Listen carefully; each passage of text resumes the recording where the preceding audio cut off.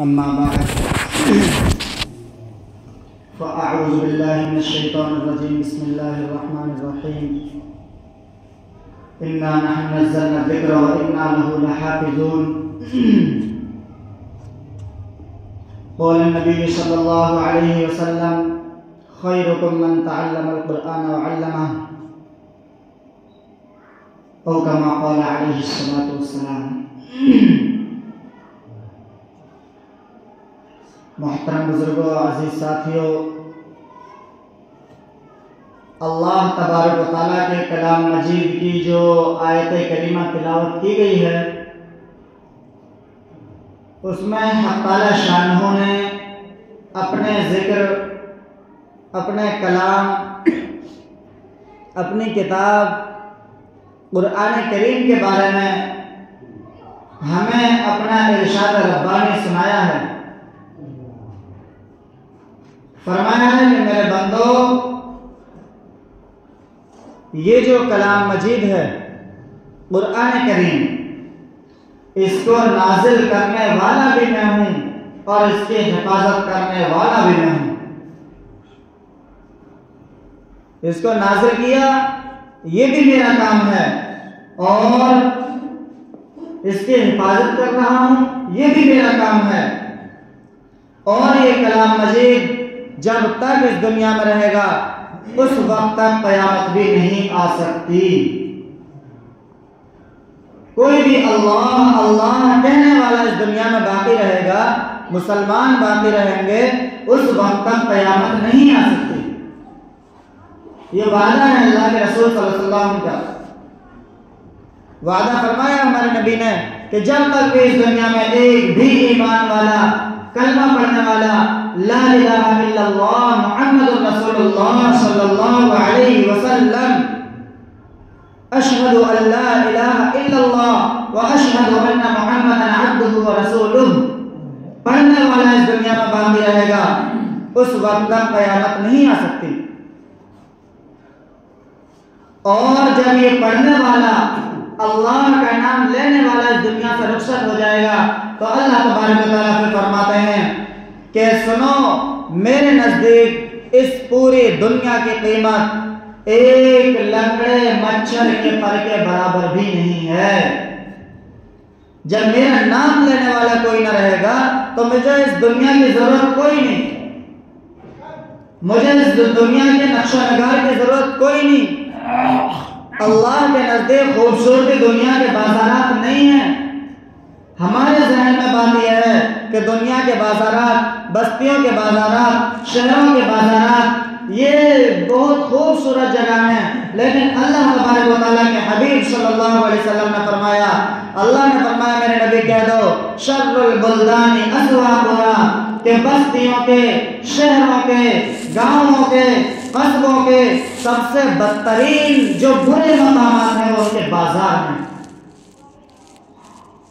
اور خیر البلدان مساجدها، کہ اسی طرح بستیوں کے سب سے بہترین مقامات، سب سے بہترین جگہ جو ہیں وہ مساجد ہیں، وہ مسجدیں ہیں، وہ مدرسوں کی جگہ ہیں، جہاں قول اللہ قول رسول پڑھایا جاتا ہے، جہاں اللہ کا کلام مجید اور رسول اللہ صلی اللہ علیہ وسلم کا فرمان پڑھایا جاتا ہے، حدیث شریف پڑھائی جاتی ہے، یہ بہترین جگہ ہیں.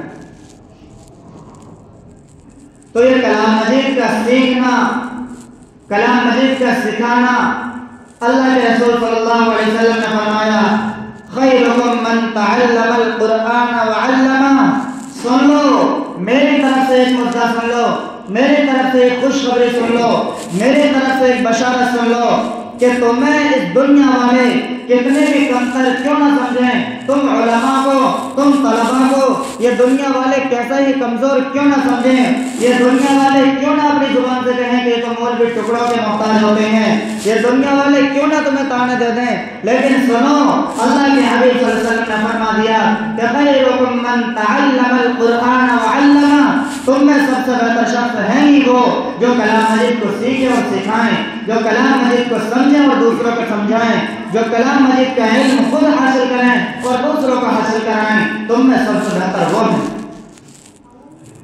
تو ان علماء کا کام اور طلباء کا کام صرف علم دین کا سیکھنا اور سکھانا ہے۔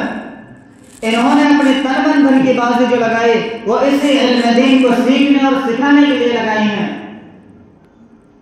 بایزید بستامی رحمۃ اللہ علیہ کا واقعہ میں نے ایک دفعہ سنایا تھا، بڑا درد بھرا واقعہ تھا کہ اکیلا بچہ ہے لیکن ماں نے چھوڑ دیا، ماں کا کوئی سہارا نہیں، ایک بچہ ہے چھوٹا سا، ماں بیوہ ہو گئی، بچہ یتیم ہو گیا، کوئی سہارا نہیں، لیکن ماں نے جب دیکھا کہ میرا بچہ یتیم ہو گیا، لیکن میں اپنے بچے کو یتیم تو ہو گیا لیکن جاہل نہیں رکھ سکتے، تو ماں نے اسے علم دین حاصل کرنے کے لیے مدرسے بھیج دیا اور چھوڑ دیا، اور چھوڑا ہی نہیں بلکہ استاد سے کہا کہ استاد جی وعدہ کرو، میرے ساتھ وعدہ کرو کہ میرا بچہ جب تک نیک بخت نہ بن جائے، جب تک عالم دین نہ بن جائے، جب تک علم دین کو صحیح سمجھنے والا نہ بن جائے، میرے بچے کو آپ چھٹی نہیں دیں گے۔ آج مدرسوں میں ہم دیکھتے ہیں کہ ایک ہفتہ ہوتا نہیں، دوسرا ہفتہ ہوتا نہیں، گھر والوں کا فون آ جاتا ہے، اجے مول صاحب اجے ہفتہ 5 دن ہو گئے بچے کو گھر بھیج دو، اب تو یاد آ رہی ہے۔ جب ماں باپ کا یہ حال ہوگا تو جس بچے کو ہم مدرسے میں چھوڑ کر گئے ہیں وہ کیا فرق پڑے گا؟ انہوں نے علم دین حاصل کرنے کے لیے اپنی زندگیاں گزار دی، اور اسی لیے پھر فرمایا، اور اللہ تبارک و تعالیٰ نے بھی جو مدہ سنایا وہ اس امت کے لیے ایسے ہی نہیں فرما دیا، کنتم خیر امت اخرجت، کہ تم میں سب سے بہترین امت ہو۔ کس لیے امت ہو؟ کہ تمہارے یہاں شادی ہوتی ہے جہیز زیادہ دیا جاتا ہے۔ کس لیے بہترین ہو؟ کہ تم بازاروں میں جاتے ہو، تم ہوٹلوں پہ جاتے ہو تو سنگل ہوٹلوں پہ نہیں کھایا کرتے، تم تو بڑے بڑے ہوٹلوں میں جایا کرتے ہو، تم تو بڑے بڑے ڈھابوں پہ جا کے کھایا کرتے ہو، اس لیے تم بہترین امت ہو۔ تم بہترین امت اس لیے ہو کہ تم پہ سیاست اچھی کرنی آتی ہے، تم بہترین امت اس لیے ہو کہ امام اگر مسجد میں 2 منٹ نماز کے لیے لیٹ ہو جائے تو ہر ایک مقتدی سے سنانا شروع کر دے۔ تم بہترین امت کیوں ہو؟ اس لیے کنتم خیر امت اخرجت للناس تأمرون بالمعروف وتنہون عن المنکر، اس لیے ہو کہ تم نیک کاموں کا حکم کرتے ہو اور برائی سے روکتے ہو، اس لیے بہترین امت ہو۔ اور ایک چھوٹی سی آیت جس کے بارے میں غالباً امام شافعی رحمۃ اللہ علیہ نے فرمایا کہ اگر اللہ تبارک و تعالی پورے قرآن مجید کو نازل نہ فرماتے، صرف ایک سورت، 3 آیتوں کی ایک سورت، 2 لائنوں کی ایک سورت، فرمایا اس سورت کو نازل کر دیتے تو پورا کلام مجید کا اترنا کافی تھا۔ کلام مجید کی ضرورت ہی نہ تھی 113 سورتوں کی، صرف ایک سورت کو اتار دیتے۔ وہ سورت کون سی ہے؟ فرماتے ہیں والعصر، اللہ فرماتے ہیں قسم مجھے زمانے کی، ان الانسان لفی خسر، ہر شخص، ہر انسان، ہر بشر، ہر دنیا میں اپنی ماں کے پیٹ سے جننے والا بندہ سن لے کہ تمام انسان خسارے میں ہیں، نقصان میں ہیں، ٹوٹے میں ہیں، خطرے میں ہیں اور بیکار ہیں، وہ معذور و مجبور ہو چکے ہیں، سب خسارے میں ہیں۔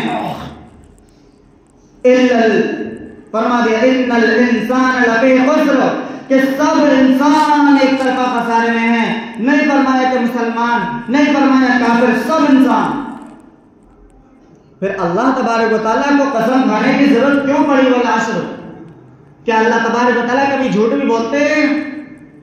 نہیں بول سکتے، اللہ کی کوئی بات جھوٹی نہیں ہو سکتی، لیکن اللہ نے ہم کو سمجھانے کے لیے قسم کھا کے فرمایا کہ دیکھو میری بات کو کس طریقے سے، کس ذہن کے ساتھ سننا ہے، کہ میں تمہیں قسم کھا کر بتلا رہا ہوں کہ سارے انسان خسارے میں ہیں، خسارے میں ہیں، اور پھر جو بنانے والا ہے اللہ کا، بنانے والا اللہ، انسانوں کا اللہ، انسانوں کا مالک و خالق کہہ رہا ہے کہ سارے انسان خسارے میں ہیں، سوائے تو وہ کون لوگ ہیں جو ان سے بچ سکتے ہیں؟ فرمایا الا الذین آمنوا، سوائے ان لوگوں کے جو ایمان لے آئے۔ سب انسان خسارے میں ہیں صرف ان لوگوں کو چھوڑ کر جو ایمان لے آئے، اور ایمان لانے والے خوش نہ ہو جائیں، سنیں الا الذین آمنوا وعملوا الصالحات، کہ ایمان لانے والے بھی خسارے میں ہیں اگر انہوں نے نیک عمل نہ کیے۔ صرف ایمان لے آئے کافی ہے، ہمیں کوئی نماز کی ضرورت کوئی نہیں، ہمیں روزہ رکھنے کی ضرورت کوئی نہیں، ہمارے اوپر حج فرض ہے حج کرنے کی ضرورت کوئی نہیں، ہمارے اوپر زکات فرض ہے، زکات دینے کی ضرورت کوئی نہیں، ہمارے اوپر قربانی واجب ہے، قربانی کرنے کی ضرورت کوئی نہیں، ہمارے اوپر صدقہ فطر ہے، پہلے سے ہم نے دیا نہیں، عید والے دن نماز پڑھ کے آگے پھر مسئلہ پوچھ رہے ہیں جی اب کیا کریں، اب کیا کریں فطرے کا، ہمارے پاس اتنا وقت کوئی نہیں فطرہ ادا کر دیا جائے۔ کیا ہے اِلَّا الَّذِينَ آمَنُوا کہ ایمان لانے والے بھی سن لیں، وَعَمِلُوا الصَّالِحَاتِ اگر نیک عمل نہ کیے تو یہ بھی خسارے میں ہیں۔ اور فرمایا یہ دونوں بھی سن لیں کہ ایمان بھی لائے ہوں، نیک عمل بھی کیے ہوں، پھر بھی خسارے میں ہیں۔ وَتَوَاصَوْا بِالْحَقِّ جب تک کہ نیک باتوں کا دوسروں کو حکم نہ کریں، نیک باتوں کا حق کا فیصلہ نہ کریں، حق کو ماننے والے نہ بن جائیں۔ اور فرمایا یہ تینوں خسارے میں ہیں، ایمان لانے والے بھی، نیک عمل کرنے والے بھی، نیک باتوں پر فیصلہ کرنے والے بھی، وَتَوَاصَوْا بِالصَّبْرِ جب تک کہ مصیبت آنے پر صبر کرنے والے نہ بن جائیں۔ تو اللہ نے کامیابی کا جو راستہ بتلایا ہے اس میں 4 شرطیں لگائی ہیں کہ ایمان بھی ہو، ایک ہی آدمی کے پاس کامیابی کے لیے، یعنی 4 آدمی ہو، 4 آدمی 4 خصلتیں پانے، ایک آدمی کے اندر یہ 4 خصلتیں ہوں تو وہ کامیاب ہے۔ نمبر 1 ایمان والا ہو، نمبر 2 نیک عمل کرنے والا ہو، نمبر 3 نیک باتوں کی ترغیب دینے والا ہو، نیک باتوں پر عمل کرنے والا ہو، نمبر 4 اگر مصیبت آ جائے تو صبر کرنے والا ہو۔ فرمایا اگر یہ 4 خصلتیں ہیں تو کامیاب ہیں، ورنہ دھتکار دیے جاؤ گے۔ تو خیرکم من تعلم القرآن وعلمہ، میں نے کہا تھا کہ اللہ کے رسول نے ہم سے فرما دیا، اللہ کے رسول نے فرما دیا کہ یہ دنیا والے تمہیں ٹکڑوں کا محتاج کہہ رہے ہیں، کہنے دینا، تم ان کی باتوں میں نہ آنا، لیکن میں کہتا ہوں سب سے بہتر تم ہی ہو کیونکہ تم قرآن کریم کو پڑھتے ہو اور پڑھاتے ہو۔ ان طلبہ کا اور علماء کا مقام تھوڑا نہیں ہے۔ اللہ کے رسول نے فرمایا العلماء ورثۃ الانبیاء، علماء انبیاء کے وارث ہیں، انہیں کمزور مت سمجھو، یہ کسی مالک کے، یہ کسی نیتا کے وارث نہیں ہیں، یہ کسی پردھان منتری کے وارث نہیں ہیں، یہ کسی بڑے دنیا سیاستدان بادشاہ کے وارث نہیں ہیں، یہ انبیاء کے وارث ہیں، یہ رسولوں کے وارث ہیں، یہ اللہ کے نمائندوں کے نمائندے ہیں۔ ان کی قدر کرو، ان کی طرف محبت کی طرف سے دیکھو گے، ان کی طرف محبت کی نظروں سے دیکھو گے تو تمہیں ایسا ثواب ملے گا جیسے گویا اللہ کے رسول صلی اللہ علیہ وسلم کی تم زیارت کر رہے ہو، ان سے تم محبت کے ساتھ مصافحہ کر لو گے، تمہیں ایسا ثواب ملے گا جیسے اللہ کے رسول سے مصافحہ کر رہے ہوں، تم ان کو سلام کرو گے، ان سے بات کرو گے۔ وہ ایک حدیث ہے نا بہت مشہور ہے کہ ایک شخص ہوگا جس کا اعمال نامہ خطرے میں جا رہا ہوگا، اس کا مغفرت کا کوئی چارہ کار نہ ہوگا، اس سے اللہ تبارک و تعالیٰ پوچھیں گے کہ میرے بندے یہ تو بتا کیا تیرا کسی عالم سے تعلق تھا، کیا کسی طالب علم سے تیرا تعلق تھا، کیا تو نے کسی طالب علم کو مدرسے میں پڑھنے کے لیے بھیج دیا تھا کہ میری طرف سے پڑھتا رہے، جو خرچہ ہوگا میں اٹھاؤں گا تیرا، کیا تو نے کوئی ایسا کام کیا؟ فرمایا اللہ میں نے تو نہیں کیا، کہ غور کر، اللہ خوب غور ہے، میں نے نہیں کیا۔ کہ اچھا کسی عالم دین سے دوستی ہو؟ کہ اللہ میری کوئی دوستی نہیں تھی۔ کسی طالب علم سے دوستی ہو؟ اللہ میری کوئی دوستی نہیں تھی۔ پھر نجات کا کیا ذریعہ ہے؟ اب بہت دیر کے بعد اسے یاد آئے گا، ہاں اللہ مجھے ایک سے ایک سلسلہ نظر آ رہا ہے، ایک بات یاد آ رہی ہے۔ اللہ فرمائیں گے بتا میرے بندے وہ کون سی ہے؟ اللہ سب کو جانتے ہیں، پھر اس سے پوچھیں گے بتا کون سی ہے؟ تو بندہ کہے گا اللہ ایک میرا دوست تھا، اس کا دوست تھا، اس کے دوست کا تعلق ایک عالم دین سے تھا، میرا دوست میرے دوست کا دوست، اس کا دوست ایک عالم دین تھا، اب 2 نسب سے چلے گئے، 2 سلسلے ختم ہو گئے، عالم دین سے تعلق ہونے کی وجہ سے جا تیری مغفرت کر دی۔ کہاں جا رہا ہے؟ اور آج ہم علماء کو حقیر سمجھ لیں، آج ہم علماء کو کمزور سمجھ لیں، آج ہم علماء کو کمتر سمجھ لیں، آج ہم کہیں کہ ہمارا بچہ مدرسے میں پڑھے گا روٹیوں کا محتاج ہو جائے گا، آج ہم کہیں ہمارا بچہ مدرسے میں جائے گا کھائے گا کہاں سے؟ یہ بھی عجیب بات ہے کہ جو لوگ کہتے ہیں اگر مولوی بنو گے کھاؤ گے کہاں سے، وہی لوگ ایک وقت اسی اپنی جھوٹی زبان سے کہتے ہیں کہ مولوی کھاتے بہت ہیں۔ اب فیصلہ ایک کرو، یا تو یوں کو مولوی کھاتے بہت ہیں یا یوں کو مولویوں کو ملتا نہیں۔ جو لوگ یہ کہتے ہیں مولوی کھائیں گے کہاں سے مولوی بنیں گے، وہی لوگ کہتے ہیں مولوی کھاتے بہت ہیں۔ اللہ کا شکر ہے اللہ کھلا رہا ہے اور یہاں کھا رہے ہیں۔ اللہ نے وہ برکتیں رکھی ہیں میرے بھائیوں، میں صرف دکھلاوے کے لیے نہیں کہہ رہا، میں تو خود اب اس کا مشاہدہ کرتا ہوں، میں تو خود اس کا مشاہدہ کرتا ہوں۔ صبح ہوتی ہے جیب میں 1 روپیہ نہیں ہوتا، لیکن شام تک اللہ تعالیٰ 3-4 مرتبہ کھانا کھلاتا ہے۔ کہاں سے لا رہا ہے کوئی نہیں پتا، کہاں سے آ رہا ہے کوئی نہیں پتا، کہاں سے دے رہا ہے کوئی نہیں پتا، اس کا کیا نظام ہے ہمیں نہیں پتا۔ ہم مدرسے میں اگر آپ کھنگالنا شروع کریں شاید آپ کو 1 روپیہ نہ ملے، لیکن اللہ کھلا رہا ہے۔ باہر کے لوگ آتے ملزا روزانہ گوشت بن رہا ہے، کیا بات کہ اللہ دینے والا ہے، جیب میں 1 روپیہ نہیں، اللہ گوشت کھلا رہا ہے۔ میرے بھائیو اللہ پر توکل کرو، اللہ پر بھروسہ کرو۔ اب میں اپنی بات کو جو اصل مقصد ہے اس کی طرف میں اپنے موضوع کو موڑ رہا ہوں کہ اصل بات یہ ہے کہ جو میں نے العلماء ورثۃ الانبیاء اور خیرکم من تعلم القرآن وعلمہ ان 2 حدیثوں کو بیان جو کیا ہے، ان دونوں حدیثوں کا نچوڑ یہ ہے، ان دونوں حدیثوں کا سنانے کا مقصد یہ ہے کہ آپ کو معلوم ہے جو پچھلے ہفتے بھی میں نے بتایا تھا کہ 5 مارچ کا مدرسے میں جلسہ ہے اور یہ ہر سال ہوتا ہے، آپ کو معلوم ہے، اور اب کے بھی آنے والے منگل کا، یہ جو منگل آ رہا ہے اس کو نکال کے اگلے منگل کا رات ہے، اور یہ 23 شعبان ہوگی، چاند کی 23 تاریخ، اس لیے خوب زیادہ سے زیادہ محنت ہو سکے اس کے لیے تعاون بھی جو کہ پچھلے سالوں میں بھی رہا اور اسی طرح اب بھی تعاون اس کا کرنا ہے، اور وہ تعاون تو ہوتا ہی ہے لیکن یہ بھی تعاون ہونا چاہیے